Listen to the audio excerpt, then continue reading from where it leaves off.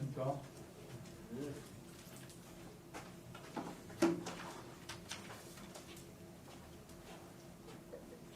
안녕하십니까. 위기소통 팀장입니다.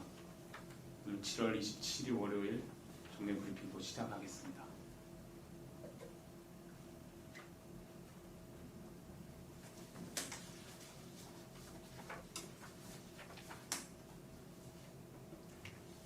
장비가 바뀌고 좀 좋아졌나요? 모르겠습니다.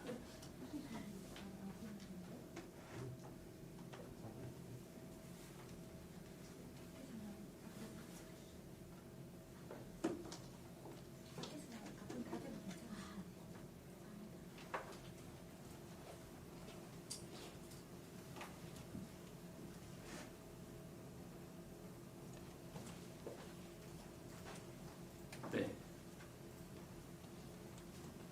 그럼 지금부터 7월 27일 월요일 중앙방역대책본부 정례 브리핑 시작하도록 하겠습니다. 먼저 정은경 본부장 설명이 있겠습니다. 코로나 바이러스 감염증 19 국내 발생 현황을 말씀드리겠습니다. 7월 27일 기준으로 국내 발생 신규 확진자는 9명이 확인되었고 해외 유입 사례는 16명이 확인되어 총 누적 확진자 수는 14,175명입니다. 신규 격리 해제자는 15명으로 총 91%가 격리 해제되었고 현재는 971명이 격리 중에 있습니다. 위중증 환자는 1명이 감소하여 14명이고 사망자가 1명 발생해서 누적 사망자는 299명, 치명률은 2.11%입니다. 고인의 명복을 빌고 유가족께는 심심한 위로의 말씀을 드립니다. 국내 주요 발생 현황에 대해서 말씀드리겠습니다. 서울 강서구 소재 강서중앙 데이케어 센터와 관련해서 3명이 추가로 확진되어 현재까지 누적 확진자 수는 28명입니다. 서울 관악구 사무실 관련하여 지인 1명이 추가 확진되어 총 38명이 확진되었습니다. 서울 종로구 정부 서울청사 개인정보보호위원회와 관련하여서는 17명이 자가격리 중이고 자가격리자를 포함하여 57명에 대한 전수검사 결과 전원 음성으로 확인되었습니다. 해외 유입 확진자에 대해서 말씀을 드리겠습니다. 16명이 신규로 확진이 되었고 검역 단계에서 7명, 입국 후 지역사회에서 자가격리 중에 9명이 확인되었으며 이 중 내국인이 9명, 외국인이 7명입니다. 추정 유입 국가는 미국이 1명, 벨기에 1명, 아시아 지역에서는 필리핀 4명, 이라크 3명, 러시아 3명, 카자흐스탄 2명, 홍콩 2명입니다.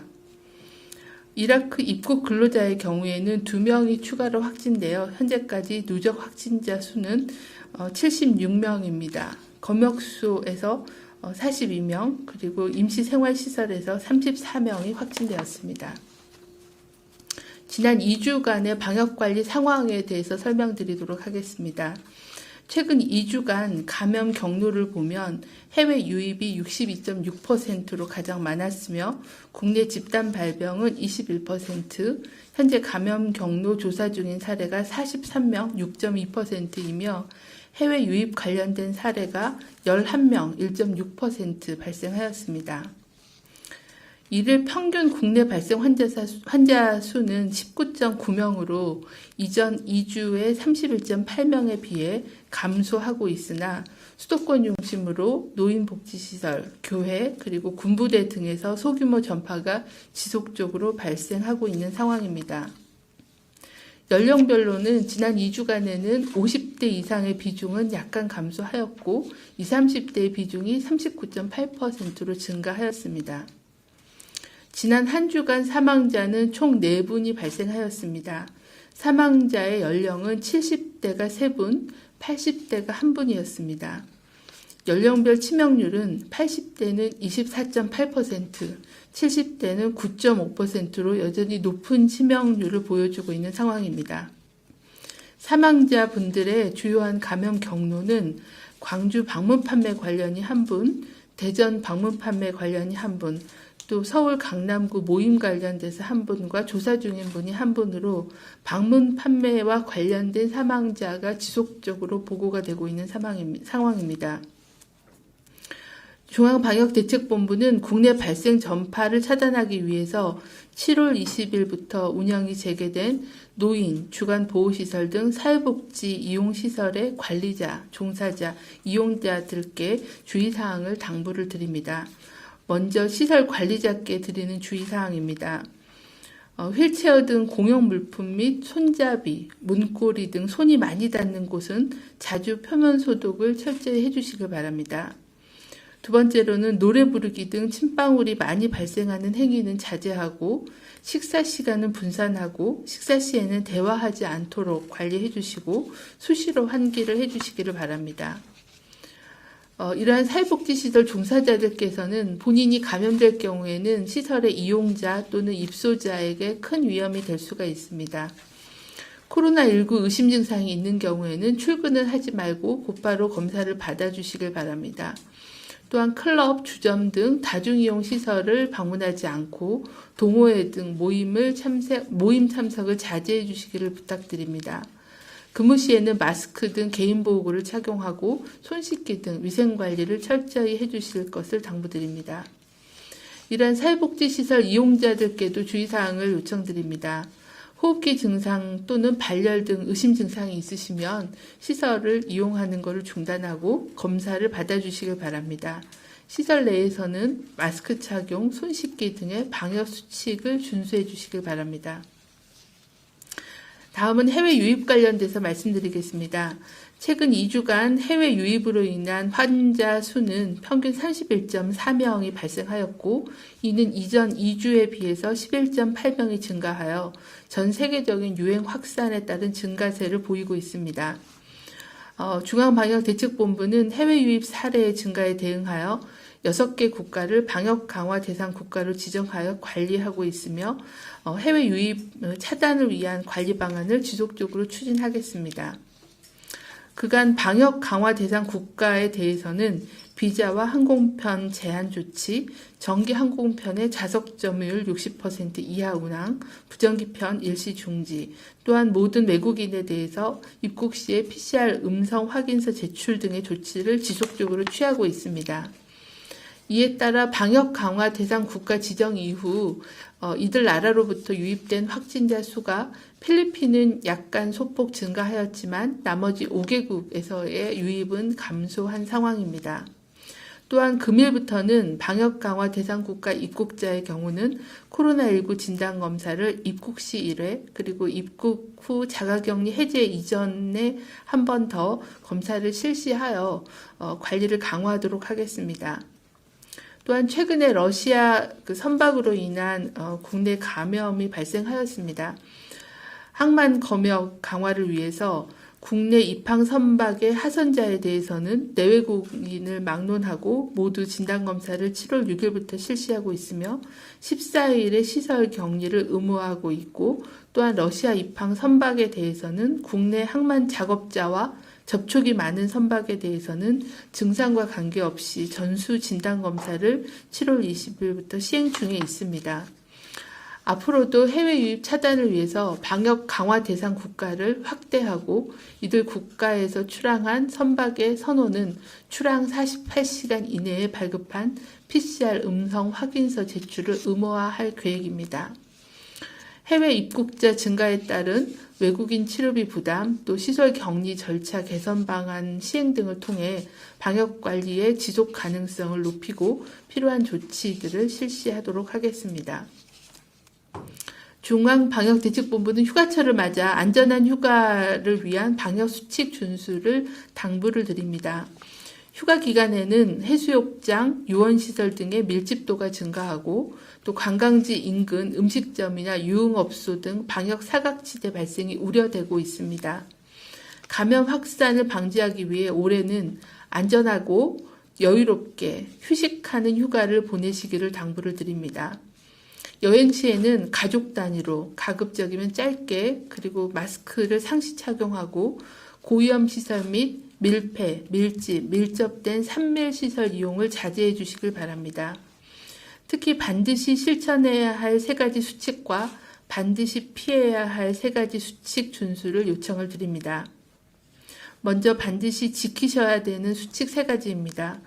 실내에서 마스크 착용하기, 휴게소, 음식점에서는 최소 시간 머무르기, 사람 간 거리 2m, 최소 1m 이상 유지는 반드시 실천해 주시길 바랍니다. 두 번째는 반드시 피해야 할 3가지 수칙입니다.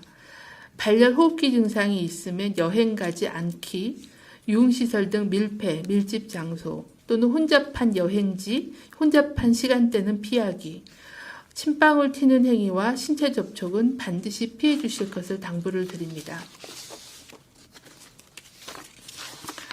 최근 들어 국내 감염 규모가 약간 감소하였지만 서울을 중심으로 수도권에 산발적으로 신규 확진자와 집단 발생이 지속되고 있습니다. 방역대책본부는 현재 상황에서 코로나19의 위험 요인이 몇 가지 있다고 판단하고 있습니다. 먼저 전 세계적인 유행 확산으로 인한 해외 유입 위험이 지속적으로 증가하고 있습니다.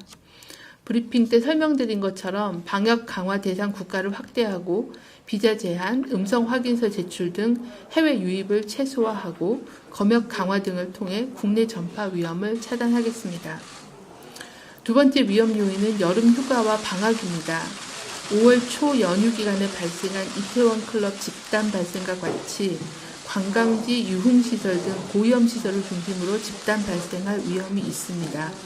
또한 학교 방학 기간 동안에는 학원, PC방 등 다중이용시설, 각종 수련회 등을 통한 집단 발생의 위험이 있다고 판단하여 관계부처와 지자체와 사전 점검, 예방수칙 홍보를 강화하고 있습니다.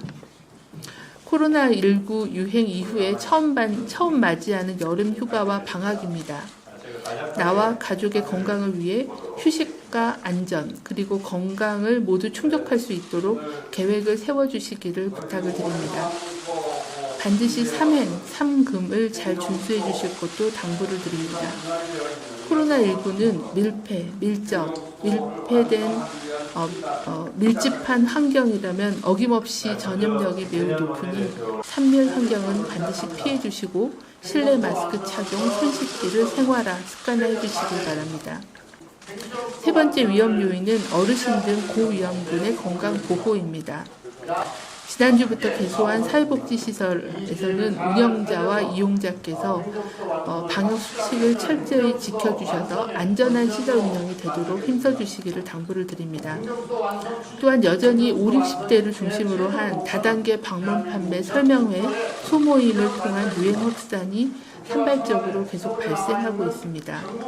이로 인한 중증 환자가 증가하고 있고 사망으로까지 이어지고 있는 상황입니다. 코로나 유행 시기에는 방문 판매, 다단계 관련된 모임 참석은 피해 주시기를 거듭 당부를 드립니다.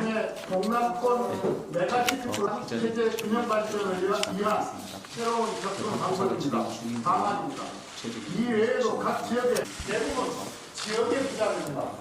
새로운 산업과 일자리, 시설과 그린 뉴딜 사업을 추진하는 과정이 네, 저 국민의힘 최혜숙입니다. 그 질문 3가지 정도 있는데 해외 유입 확진자 중에 오늘 외국인은 몇 명이고 외국인의 국적은 어딘지 확인 부탁드립니다. 그리고 방역 강화 대상국가 지정 후에 유입된 확진자 수가 필리핀에 소폭 증가했다고 자료에 나와 있던데 그 이유도 무엇인지 궁금하고요. 마지막으로 입국자들이 머무는 임시 생활시설이나 하선 선원들이 격리 중인 시설을 운영하고 관리하는 데 있어서 가장 어려운 점은 어떤 것인지 말씀 부탁드리겠습니다. 네, 국적에 대해서는 확인을 좀 해서 말씀을 드리겠습니다. 그리고 필리핀에 대해서 소폭 증가한 이유는 아직 필리핀을 방역 강화 대상 국가로 지정한 지 얼마 시간이 좀 되지 않은 것도 있고요. 소폭 증가한 이유는 주로 교대 선원들이 필리핀 국적자가 많이 있는 그런 상황입니다. 그래서 조금 교대 선원에 대해서도 이제 무비자 입국을 금지하고 또 선원으로 별도로 비자를 발급받아서 입국하도록 안내하면서 음성 확인서 제출 이런 것들을 이제 계속 강화하고 있기 때문에 좀 더 모니터링을 할 필요가 있다라고 보고 있습니다. 그리고 그 입국자들에 대한 시설 운영상의 가장 어려운 점은 아마 시설을 확보하는 문제일 겁니다. 그래서 대부분 해당 지역에서는 주민들께서는 이러한 시설이 이제 지역에서 운영되는 부분들을 많이 반대하고 계시기 때문에 적절한 시설을 확보하는 게 이제 가장 어려운 상황으로 보고 있습니다. 하지만 그 중대본 발표에서도 말씀드린 것처럼 이런 임시생활시설이나 임시검사시설과 관련해서 그 시설을 운영하는 지역에서의 전파래거나 아니면은 시설에 종사했던 이런 그 관계자들에서는 확진된 사례가 현재는 없고 엄격하게 그 방역 관리를 하고 있기 때문에 이 시설로 인한 지역 전파 위험도는 굉장히 낮다라고 생각을 하고 있어서 시설 운영하는 지역의 그 주민들께는 송구한 말씀이지만 협조와 배려를 부탁을 드립니다. 네. 국적은 조금 확인해서 통계로 말씀을 드리겠습니다. 네. 다음 질문 머니투데이 기자님, 연합뉴스 기자님 순으로 질문 주시기 바랍니다. 네, 머니투데이 최태범 기자입니다.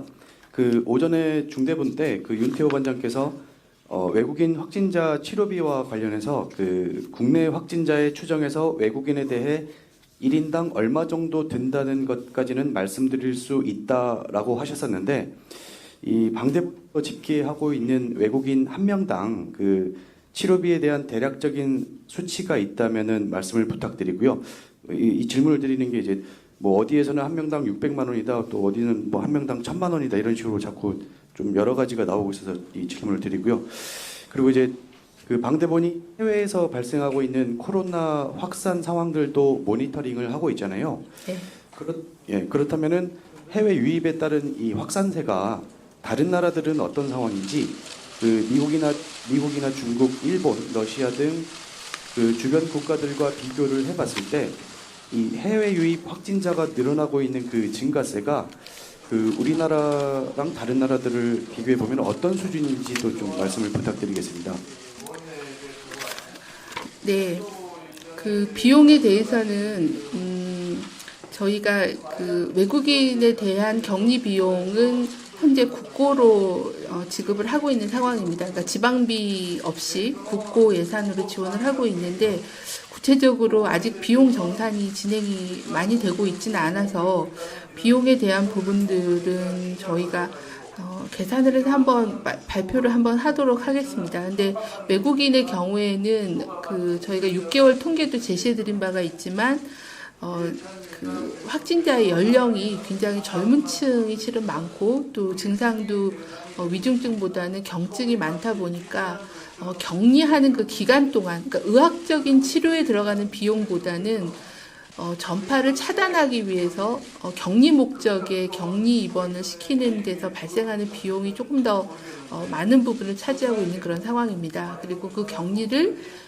전담병원에서 했느냐 아니면 생활치료센터에서 했느냐에 따라서도 비용이 상당히 차이가 많이 나기 때문에 그 부분은 저희가 청구된 비용을 좀 중심으로 해서 질문이 많이 나왔기 때문에 계산을 해서 한번 말씀을 좀 드리도록 그렇게 하겠습니다. 오늘은 제가 구체적인 수치를 말씀드리긴 어렵고 그게 600만 원에서 1000만 원이라고 얘기하시는 게 어느 시설에 어느 기간 동안에 격리됐느냐에 따라서 조금 달라집니다.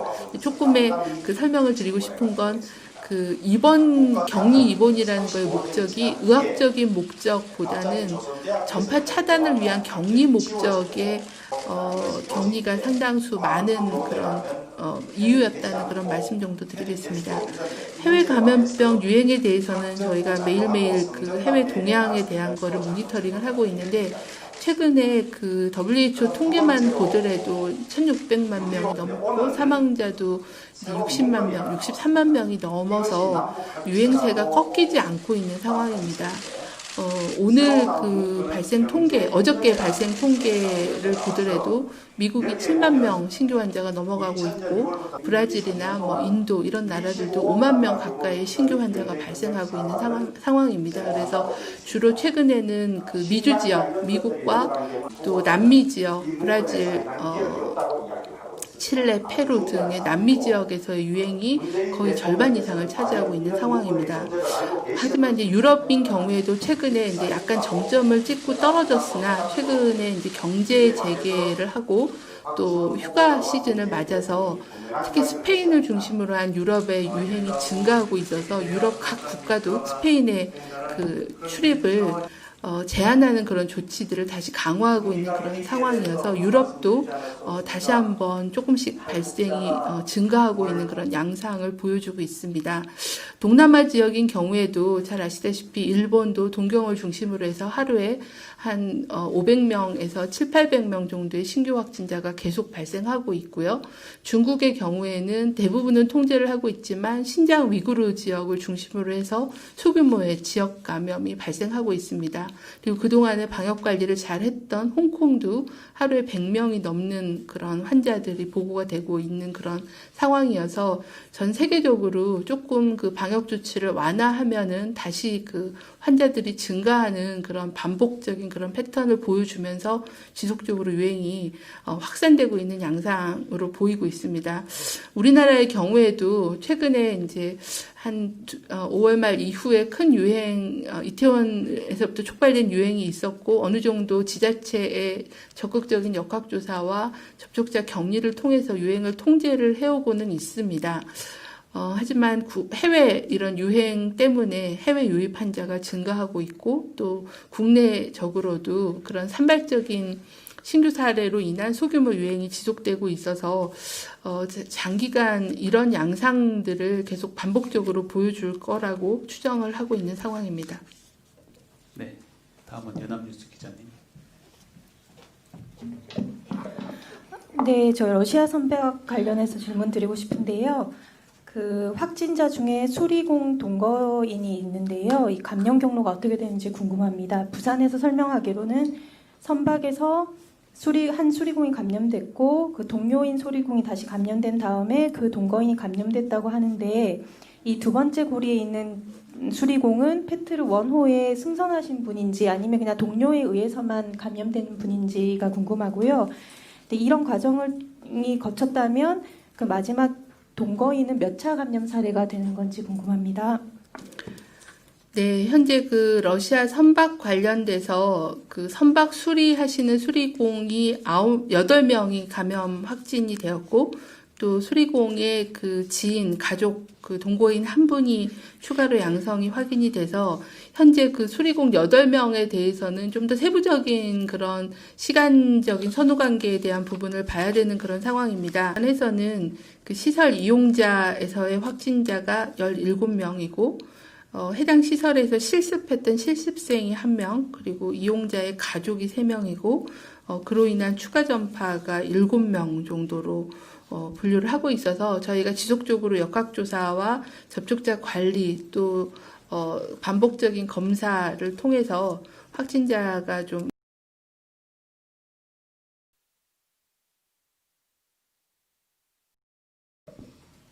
다음은 조선일보 배준용 기자님, 소독과 관련된 올바른 소독 관련 질문 주셨습니다. 소독 지침에는 표면 소독 시 소독액을 뿌리지 말고 천으로 묻혀서 닦도록 하고 있는데 여전히 길거리에 소독약을 뿌리거나 복지시설, 다중이용시설 등의 소독액을 분무하고 끝내는 식의 소독이 계속되고 있다고 기자님 설명하셨습니다. 지자체, 민간시설 등에서 분무 소독을 하는 게 실제로 효과가 있는 건지, 만약 효과가 없다면 올바른 소독 방법은 무엇이고 왜 지자체에서 제대로 시행되고 있지 않는 것인지 의견을 질문하셨습니다. 네, 저희가 그 소독에 대해서는 지난번 브리핑 때도 이제 소독의 그 방법이나 이런 거에 대해서 이제 몇 차례 설명을 드리고 지자체와 또 여러 방역 소독 그 업체들을 대상으로도 올바른 소독법에 대해서 안내를 하고 있습니다. 소독을 하는 이유는 그 확진자 또는 환자의 침방울이 대화나 그 노래나 이런 걸 할 때 침방울이 손을 통해서 묻거나 아니면 침방울이 바로 환경 표면에 묻어 있는 거를 닦아내는 게 이제 주 목적이기 때문에 가능한 한 손이 많이 닿는 그런 부위를 중심으로 해서 그 바이러스가 표면에 묻어 있는 거를 닦아내는 닦는 그런 표면 소독을 권장을 드렸습니다. 지속적으로 홍보를 하고 있는 그런 상황이고요. 길거리 소독은 저희가 권장하지 않는다라고 말씀을 드려서 그거는 지양하도록 계속 안내를 하도록 하겠습니다. 그리고 실내에서는 아마도 이제 넓은 지역에 대한 소독을 할 때는 그거를 모든 부분을 다 닦기가 쉽지 않기 때문에 일부 분무 소독을 같이 시행하고 있는 걸로 판단은 되고 있습니다. 하지만 분무를 하더라도 그 소독액이 표면에 고르게 묻어서 표면 전체의 바이러스를 닦기 위해서는 분무로만 끝나는 게 아니라 적어도 손이 닿는 부위에 대해서는 표면을 닦는 거를 해서 소독액이 잘 번지고 제대로 된 효과를 낼 수 있게 표면 소독을 같이 반드시 시행을 해줄 것을 지속적으로 안내하도록 하겠습니다. 또한 아이들이나 아니면은 고령층이 만지는 그런 부분들에서는 그 소독액 자체가 또 2차적인 그런 부작용을 날 수가 있기 때문에 소독한 후에 깨끗한 그런 그 수건으로 또 한번 정확하게 닦아줘서 아이들이 입에 넣거나 만질 수 있는 그런 부분에 대해서는 좀 더 안전하게 소독을 하는 그런 방법들에 대해서도 지속적으로 안내하고 또 점검하고 그렇게 하도록 하겠습니다. 네, 오늘 마지막 문자 질문입니다.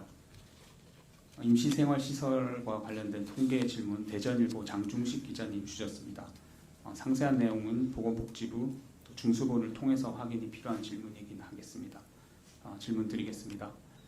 임시생활시설이 전국에 73개로 3월부터 지금까지 약 4만 7천여 명이 이용한 것으로 발표가 되었는데 향후 늘어나는 해외 유입자 추세를 볼 때 수용 가능한 최대 규모는 얼마인지 또 포화 상태를 넘을 경우 방역 당국의 대책은 무엇인지 질문 주셨습니다.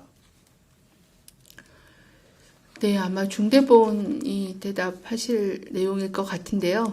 현재 그래서 오늘 중대본 발표에서 이 임시생활시설을 좀 더 효율화할 수 있는 그런 방법에 대해서 말씀을 드린 바가 있습니다. 민간이 시설을 관리하도록 하거나 다양한 그런 기업 자체가 본인들의 소속된 그런 근로자에 대해서는 시설을 운영을 한다거나 하는 그런 다양한 그런 운영 방식을 좀 더 개선하는 그런 작업들을 하면서 대응하는 게 필요할 것 같습니다. 아마 이제 제일 어려운 부분은 시설을 추가로 확보하는 그런 문제일 텐데요. 그런 부분들은 입국자에 대한 통제 관리와 또 시설의 효율화 이런 부분들을 같이 병행해서 대응하도록 그렇게 할 계획입니다. 네, 세종 기자실에서 마지막 질의 하나 들어와서 받고 마치도록 하겠습니다. 유시스 기자님. 네, 뉴시스 임재희 기자입니다. 먼저 월북하신 탈북민 관련해가지고요. 이분이 아직 특정인으로 확정이 안 돼서 접촉자 분류 등이 좀 어렵다고 오전 중대본 브리핑 때 나왔었는데요. 이분이 확정이 될 경우에 혹시 추가로 접촉자에 대한 조사라든가 이런 게 필요하다고 보시는지 궁금하고요. 그 다음에 서울 송파구에서 보면은 90번째 환자분 중심으로 해가지고 이분의 접촉자들이 경기도에서도 확진 판정을 받은 사례가 있더라고요. 혹시 이거 관련해가지고 혹시 역학조사가 된 내용이 있는지 궁금합니다.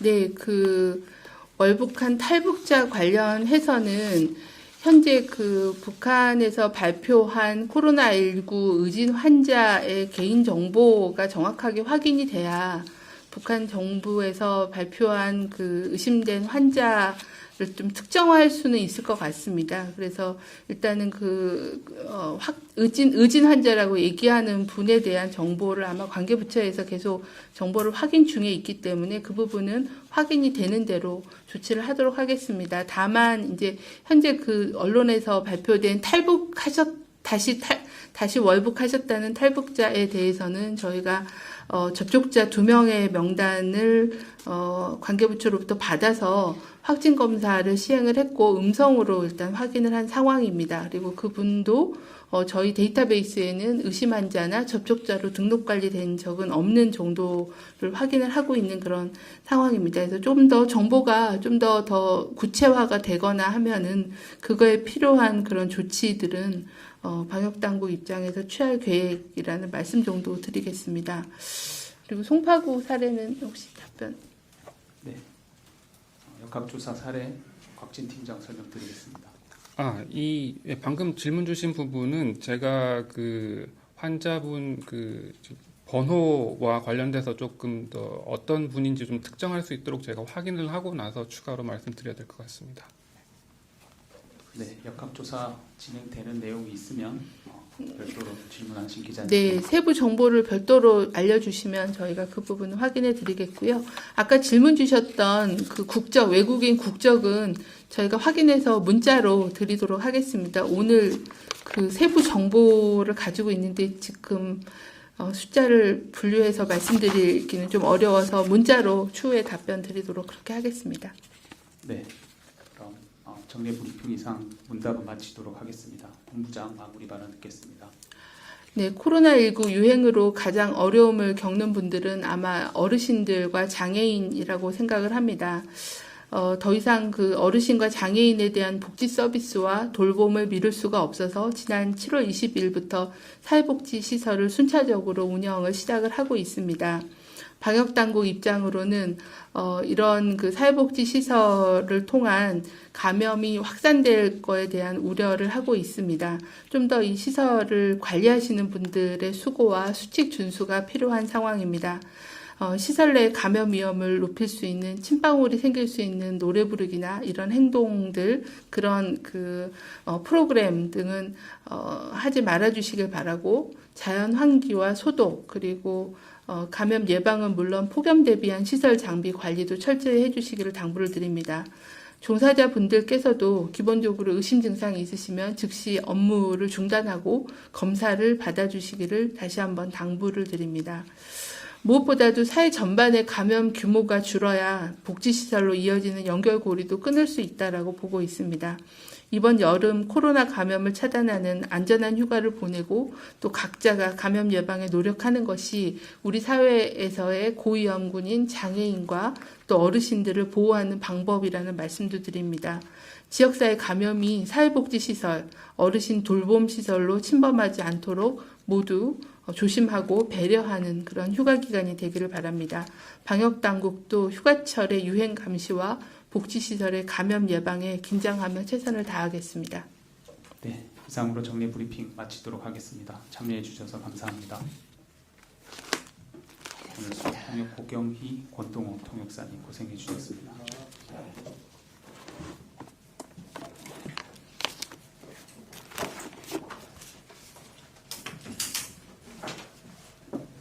기자님 고생하셨습니다.